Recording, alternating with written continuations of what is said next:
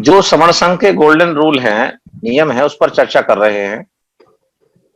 पहले 10 दिन में उन गोल्डन रूल्स पर विस्तार से चर्चा की गई।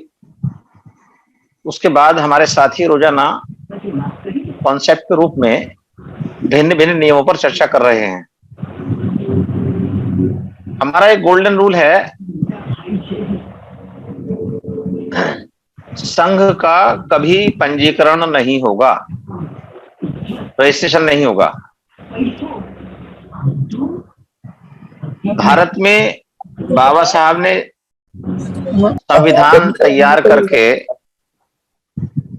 जो वी द पीपल के लिए सारे अधिकारों से लैस संविधान 1950 में लागू हुआ।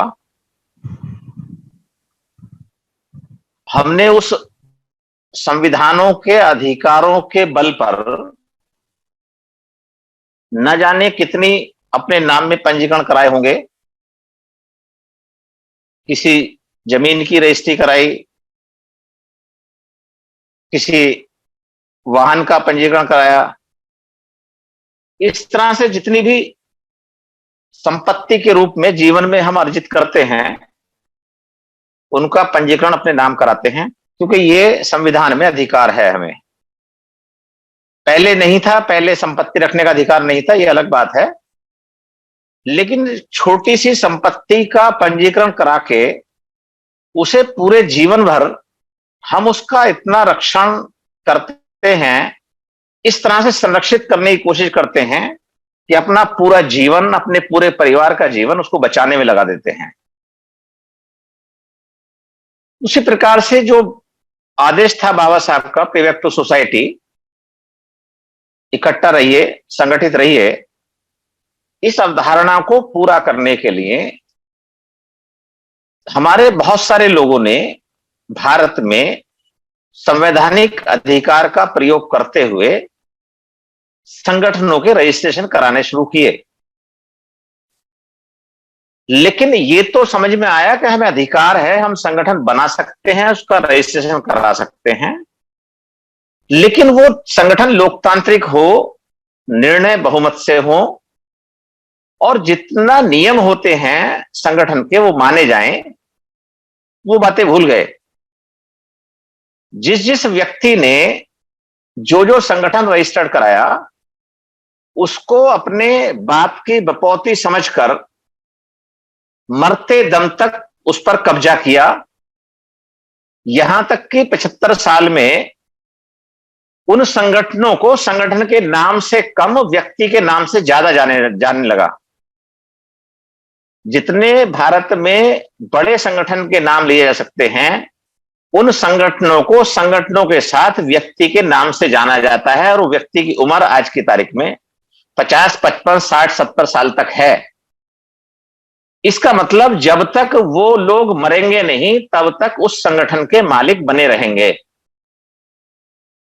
और भारत में इनकी संख्या 29 लाख है, जिसमें से 4 लाख एक्टिव संगठन हैं। इसका मतलब 29 लाख को अगर हम 4 से गुणा करें, 4 पद कम से कम होते हैं संगठन में। अध्यक्ष होता है, मंत्री होता है, कोषाध्यक्ष होता है, महासचिव होता है।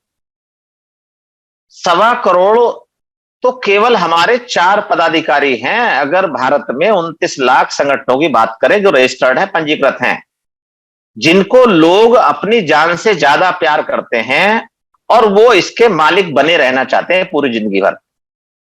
चाहे कुछ भी हो जाए, चाहे हमारा समाज, हमारे अधिकार क्योंकि खत्म हो चुके, संविधान में जो अधिकार थे वो अब तो बचे नहीं हैं, वो कहीं भी चले जाएं, कुछ भी हो जाए, लेकिन उनको संगठनों से इतना प्यार है कि उनको संगठनों का मालिक बने रहना, क्योंकि उन्होंने उसकी रजिस्ट्री अपने नाम में कराई है। जबकि ऐसा था नहीं। एक वृत्तांत है, भारत का बहुत बड़ा संगठन है,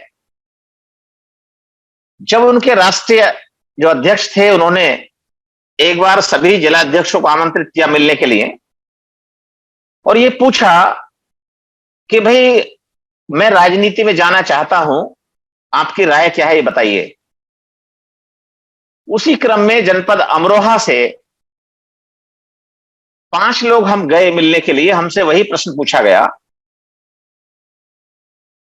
तो जो हमारे साथियों के द्वारा या मेरे द्वारा जो बात कही गई हमारे राष्ट्रीय अध्यक्ष से, हमने कहा आप किसी भी राजनीतिक पार्टी में अगर जाना चाहते हैं तो आप स्वतंत्र हैं, संवैधानिक अधिकार है, लेकिन आपसे अनुरोध है कि जो इस संगठन का राष्ट्रीय स्तर का पद है, अध्यक्ष पद, उसको आप त्याग करके किसी भी राजनीतिक पार्टी में जा सकते हैं और यहां लोकतांत्रिक प्रणाली से इस संगठन का जो राष्ट्रीय अध्यक्ष है उसको आप पद को बदल सकते हैं, जो भी प्रक्रिया है संगठन की।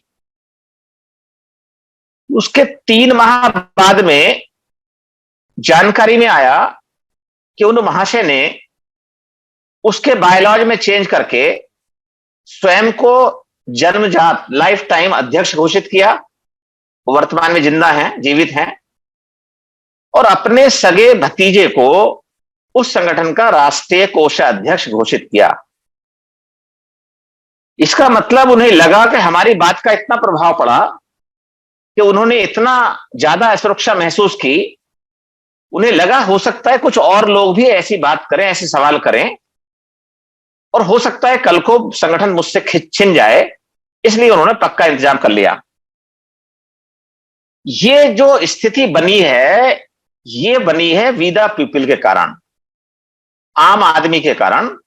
क्योंकि आम आदमी ने, वी द पीपल ने कभी भी किसी भी संगठन के साथ में खड़े होकर जिसका उन्होंने सहयोग किया, जिसके लिए समय दिया, जिसके लिए अर्थ दिया, जिसके लिए लाठियां खाई, कभी उनके अध्यक्षों से यह नहीं पूछा कि जो संगठन जब से बना था और आज तक उसका जो कार्यकलाप है, उसका जो परिणाम है वो क्या है।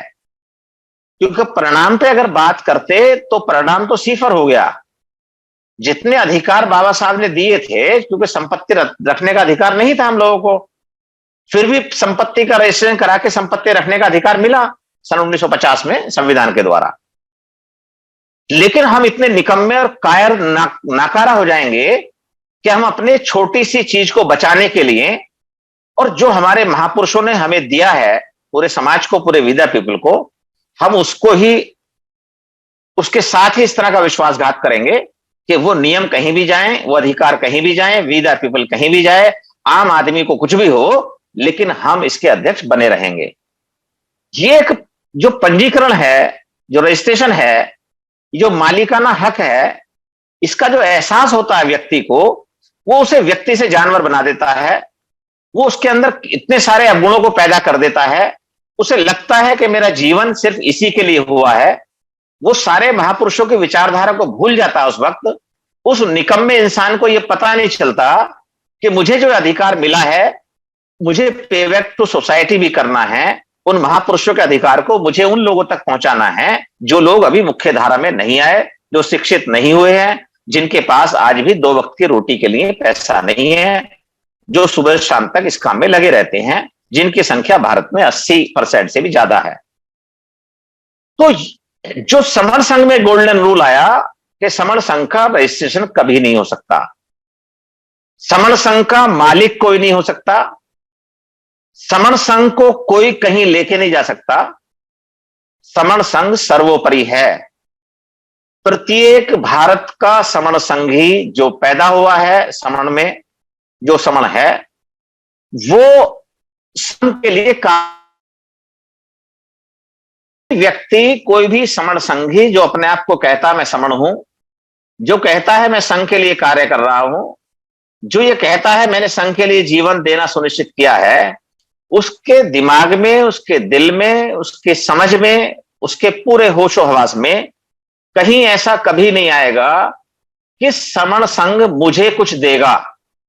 क्योंकि संघ जब वापस करता है तो इतना कुछ वापस करता है, इतना कुछ वापस करता है कि पीढ़ियां की पीढ़ियां जो हैं वो उसका लाभ उठाती हैं। तो ये जो नियम है, इसको हमारे जितने भी भारत के साथी सुन रहे हैं, इसको मूल निवारण के रूप में ये संघ का नियम आया है कि कभी भी समण संघ का रजिस्ट्रेशन नहीं होगा। क्यों नहीं होगा? क्योंकि इसकी विसंगतियां जितनी हमने देखी हैं, जितने इसके दुष्परिणाम देखे हैं, उन सबको देखने के बाद यह ऐसा प्रतीत होता है कि हम जो संविधान की मूल अवधारणा थी उसको भूल करके हम व्यक्ति की मूल अवधारणा में अपना पूरा जीवन यापन कर रहे हैं। तो ये संघ का कोई नियम हमने नहीं बनाया है, ये संघ का नियम पहले से बना हुआ है, हमेशा से था। हम बीच में कुछ समय भूल गए थे और जितने समय भूले उतने समय हमने परिणाम देखा, और हमने परिणाम देखा कि हम खुद, हमारा परिवार, हमारा समाज पूरा का पूरा आज जिस अंधकार में है, वहां से निकलने के लिए, वहां से संरक्षण के लिए, उन अधिकारों को बचाने के लिए जो हमें मिले थे, केवल एकमात्र रास्ता है, एकमात्र विकल्प है, संघ, समण संघ। इसलिए हमारे साथी संघ को सर्वोपरि मानते हैं, इससे ऊपर कुछ नहीं है। व्यक्ति कहीं कुछ भी नहीं है संघ में, केवल व्यक्ति अपना योगदान दे रहा है, अपना कर्तव्य कर रहा है, लेकिन संघ सर्वोपरि है। इसलिए 15 मई से हमने संघ को सर्वोपरि मानते हुए संघं नमामि करना शुरू किया, और ये लगातार हम लोग कर रहे हैं। दिन में 3 बार, सुबह, दोपहर, शाम, हम संघ को नतमस्तक होते हैं, संघ को नमन करते हैं, संघ के लिए कार्य करते हैं, संघ के नियमों में विश्वास करते हैं, और संघ में जो भी आदेश हमें मिलता है उस आदेश को मानते हैं। अतः किसी भी साथी को कभी भी कोई व्यक्ति संघ में दिखाई देता है तो आप उस नियम को पढ़ लें, गोल्डन रूल को पढ़ लें, समझ लें, याद कर लें कि उसमें कहीं कोई व्यक्ति की अवधारणा नहीं है।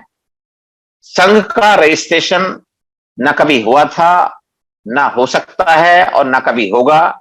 इसका ना कोई मालिक हुआ था, ना कोई मालिक है, ना कोई मालिक होगा। कभी किसी को विसंगति आए, किसी को कुछ ऐसे विचार आए, तो वो साथी अन्य साथियों से बात कर लें, संघ की मीटिंग को ज्वाइन कर लें, उसके तरीकों को देख लें, उनको समझ में आ जाएगा किस तरह से संघ कार्य करता है।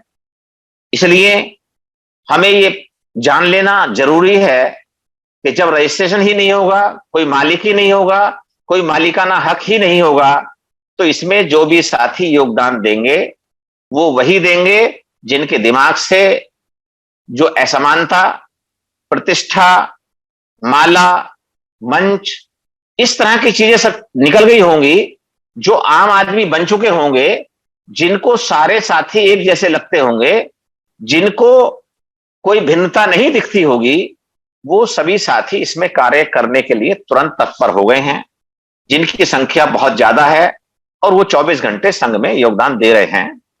इसलिए इसका कभी पंजीकरण नहीं होगा, ये हम सभी साथियों को जानकारी है। ये हमारे इस समण संघ का 6वां गोल्डन रूल है। इसको हमें हमेशा याद रखना है। कभी भी कोई भी व्यक्ति अगर चेष्टा करता है वर्तमान में या भविष्य में, तो जितने भी संघ के लोग हैं, जितने भी संघ में लोग योगदान देते हैं, वो तुरंत उस बात को रोकेंगे, क्योंकि जिस दिन इसका रजिस्ट्रेशन होगा, जिस दिन पंजीकरण होगा, उस दिन समण संघ खत्म हो जाएगा, समाप्त हो जाएगा, मतलब हमारा अंतिम रास्ता भी खत्म हो जाएगा।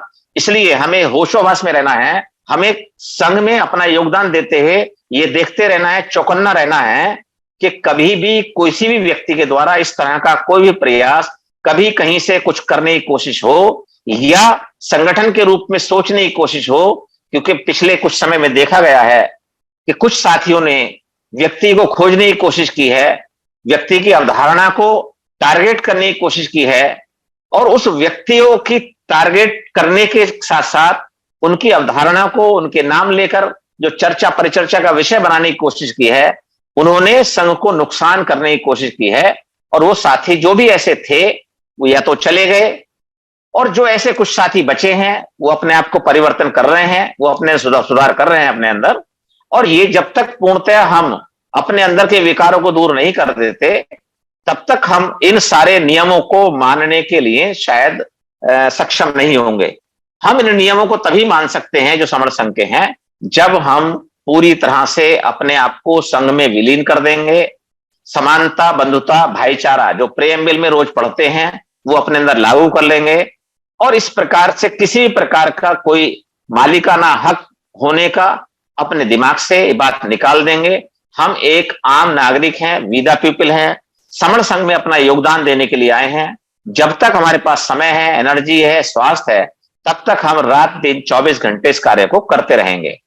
संघं नमामि, संघं नमामि, संघं नमामि। धन्यवाद।